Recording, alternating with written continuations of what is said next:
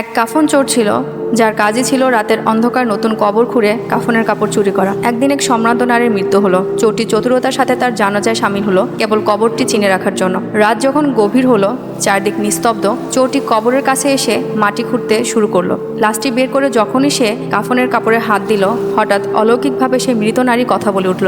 সে বলল, হে ব্যক্তি, একজন ক্ষমাপ্রাপ্ত মানুষ হয়ে তুমি আজ একজন ক্ষমাপ্রাপ্ত নারীর কাফন চুরি করতে এসেছো? ভয়ে চোরটির আত্মা কেঁপে উঠল।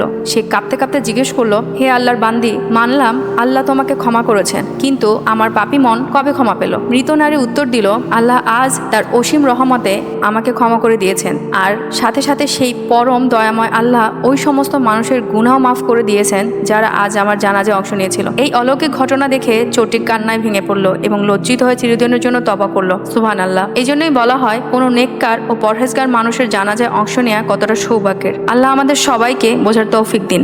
আমিন।